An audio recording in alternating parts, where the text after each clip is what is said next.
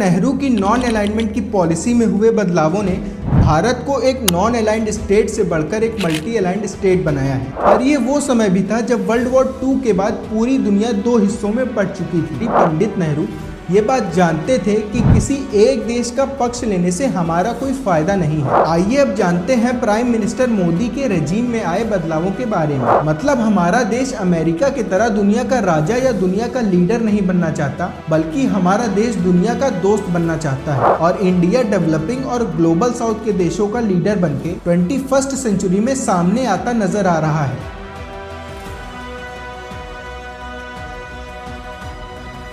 नमस्कार दोस्तों, आज का ये वीडियो डेडिकेटेड है भारत की विदेश नीति के ऊपर, जिसमें हम आपको समझाएंगे कि किस तरह पंडित नेहरू की विदेश नीति से अलग है प्रधानमंत्री मोदी की विदेश नीति, और किस तरह नेहरू की नॉन अलाइनमेंट की पॉलिसी में हुए बदलावों ने भारत को एक नॉन अलाइंड स्टेट से बढ़कर एक मल्टी अलाइंड स्टेट बनाया है। तो कहानी शुरू होती है आजादी के समय से, वो समय जब भारत अपने पैरों पर खड़े होने की कोशिश में था। पर ये वो समय भी था जब वर्ल्ड वॉर 2 के बाद पूरी दुनिया दो हिस्सों में बंट चुकी थी। एक तरफ वो देश थे जो कि यूएस के सपोर्ट में थे, और दूसरी तरफ थे वो देश जो कि सोवियत यूनियन की ओर थे। ऐसे में हमारे देश के पहले प्रधानमंत्री पंडित नेहरू ये बात जानते थे कि किसी एक देश का पक्ष लेने से हमारा कोई फायदा नहीं है।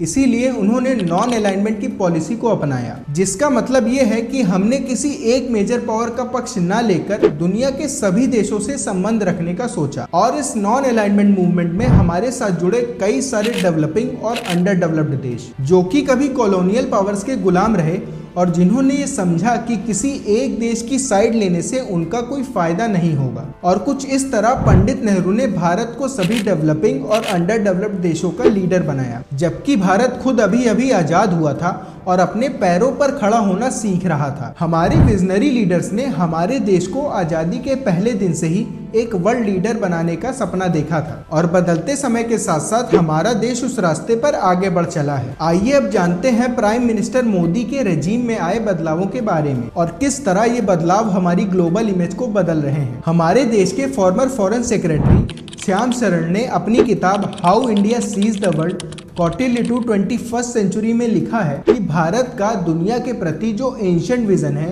वो जम्बूद्वीप मंडल का है। यानी भारत दुनिया के सभी देशों से कमल की पंखुड़ियों की तरह जुड़ा है, जिसके चारों ओर समुद्र है। ये अप्रोच आज के मल्टीलैटरलिज्म के प्रिंसिपल से जुड़ी हुई है, जो कि दुनिया को अरसों से इक्वालिटी और कोऑपरेशन की सीख देते आई है। हमारे विदेश मंत्री एस जयशंकर अपनी किताब वाई भारत मैटर्स में लिखते हैं कि भारत एक विश्वामित्र है। मतलब हमारा देश अमेरिका की तरह दुनिया का राजा या दुनिया का लीडर नहीं बनना चाहता, बल्कि हमारा देश दुनिया का दोस्त बनना चाहता है। और अब भारत रूल टेकर नहीं बल्कि एक रूल मेकर है। इस दुनिया का एक ऐसा रिस्पॉन्सिबल देश जिसे सिर्फ खुद की ही नहीं पूरी दुनिया की चिंता हो। और भारत दुनिया में होने वाले सभी इश्यूज और प्रॉब्लम्स को रिजॉल्व करने के लिए आगे आकर सही स्टेप्स उठाता है, फिर चाहे वो टेररिज्म हो या क्लाइमेट चेंज या दुनिया के और भी ऐसे क्रिटिकल और इम्पोर्टेंट इश्यूज। इसी के साथ साथ इंडिया ने उन देशों का साथ भी नहीं छोड़ा है जो कि उसके साथ नॉन अलाइंड मूवमेंट के समय से जुड़े थे, और इंडिया डेवलपिंग और ग्लोबल साउथ के देशों का लीडर बनके 21st सेंचुरी में सामने आता नजर आ रहा है। तो ये रहे हमारे विदेश नीति में हो रहे बड़े बदलाव और किस तरह हमारा देश एक रूल फॉलोअर से रूल मेकर की ओर बढ़ रहा है।